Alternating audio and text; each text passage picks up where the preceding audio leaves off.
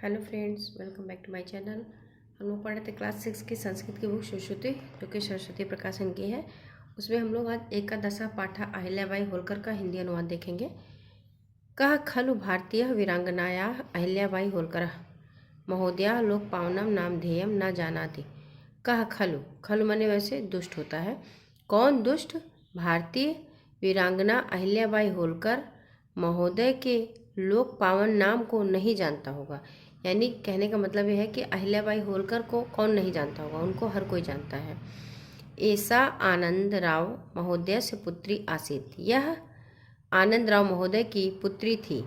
शिवाजी महाराजा से स्वराज्य संस्थापने मल्हार राव होलकर से नाम प्रसिद्धम अस्ति। शिवाजी महाराज के अपने राज्य के संस्थापन में शिवाजी महाराज के राज्य के संस्थापक में मल्हार राव होलकर का नाम प्रसिद्ध है। यानी शिवाजी महाराज को उनका राज्य दिलवाने में मल्हार राव होलकर का बहुत बड़ा योगदान है। एक बार मल्हार राव होलकर अहिल्याम एकस्मिन मंदिरे अपश्यत। एक बार मल्हार राव होलकर ने अहिल्या को एक मंदिर में देखा। अपश्यत माने देखा। तया सह स्वपुत्रस्य खंडेराव महोदयस्य विवाहं च निश्चितम अकरोत्। तया सह माने उनके साथ अपने पुत्र खंडेराव महोदय के विवाह के लिए निश्चित किए। तया सह स्वपुत्रस्य खंडेराव महोदयस्य विवाहं च निश्चितम अकरोत्। च माने और उनके साथ अपने पुत्र खंडेराव महोदय का विवाह निश्चित किए। सा स्वश्रुरस्य च सेवां कुलवधूम इव अकरोत्। वह अपने श्वश्रु में सास और ससुर की सेवा कुलवधू होकर के की। कुलवधू थी यानी कि वो बहू बन गई उनकी, इस तरीके से वो सास और ससुर की सेवा की। सा इस भक्ता महिला आसीत, वह ईश्वर की भक्त महिला थी।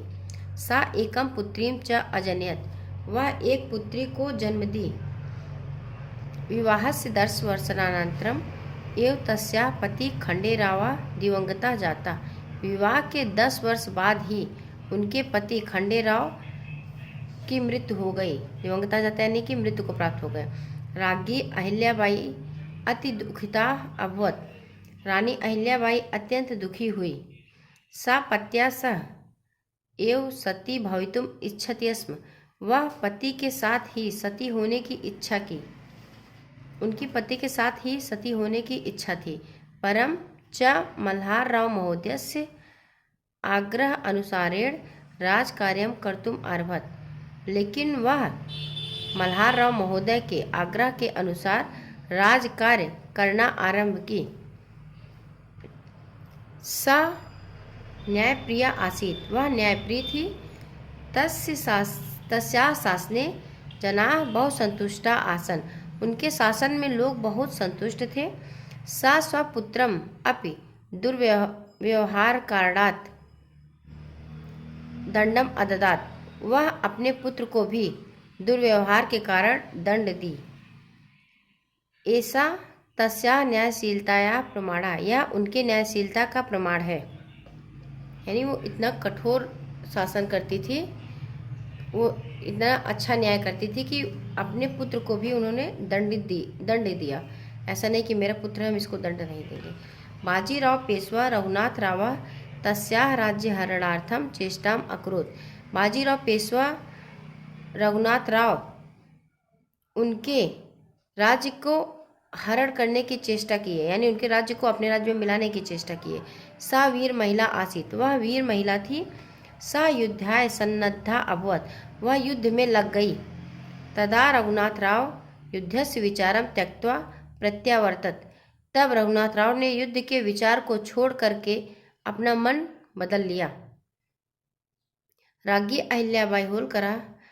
अहिल्याबाई होलकर अति बुद्धिमती क्षमाशीला च आसीत, अत्यंत बुद्धिमान क्षमाशील थी। रानी अहिल्याबाई होलकर अत्यंत बुद्धिमान और क्षमाशील थी। सा शासने तु अति कठोरा परम व्यवहारे अति दयालु आसीत, वह शासन में तो अत्यंत कठोर थी लेकिन व्यवहार में अत्यंत दयालु थी। सा निराभिमानी आसीत, वह निराभिमानी थी, यानी उनके अंदर अहंकार नहीं था।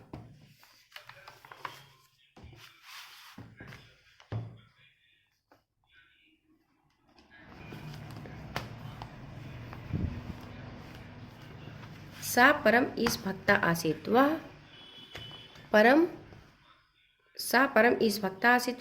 ईश भक्त थी, यानी वह बहुत ही बड़ी ईश्वर की भक्त थी। सा अहिल्यावत प्रभु चरणेषु एव स्वजीवनम अर्पयितुम इच्छति। सा अहिल्यावत, वह अहिल्या की भांति प्रभु चरणों में ही अपने जीवन को अर्पण करने की इच्छा की। अर्पयितुम इच्छति स्म, अर्पण करने की इच्छा रखती थी। मुस्लिम आक्रांतैः भग्नान् देव मंदिरान दृष्ट्वा सा अति दुखिता जाता। मुस्लिम आक्रमणकारियों के द्वारा देवताओं के मंदिरों को टूटता हुआ देखकर, भग्नान माने टूटता हुआ देखकर सा अति दुखिता जाता, वह अत्यंत दुखी हो गई। सा काशी विश्वनाथ सोमनाथ प्रभूति भग्न मंदिराणाम जीर्णोद्धारम अकुरुत, वह काशी विश्वनाथ सोमनाथ जो गुजरात में है, सोमनाथ प्रभूति भग्न मंदिराणाम टूटे हुए मंदिरों का जीर्णोद्धार किया। उन्होंने काशी विश्वनाथ और सोमनाथ मंदिर पे जब आक्रमण हुआ था, उससे उनका मन अत्यंत दुखी हो गया। उसके बाद उन्होंने उस मंदिर का जीर्णोद्धार कराया, यानी कि उसको फिर से बनवाया। 60 वर्षस्य आयु प्राप्त असारम संसारम अत्यजत, वह 60 वर्ष की आयु प्राप्त करने पर इस संसार को छोड़ दी, यानी 60 वर्ष की आयु में उनकी मृत्यु हो गई।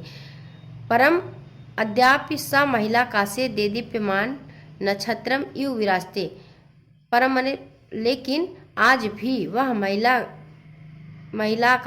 आकाश में देदीप्यमान नक्षत्र में विराजते, एक दीप्तिमान नक्षत्र की तरह ही विराजित हैं, यानी कि आज भी उनकी श्रेष्ठ महिलाओं में ही गिनती होती है।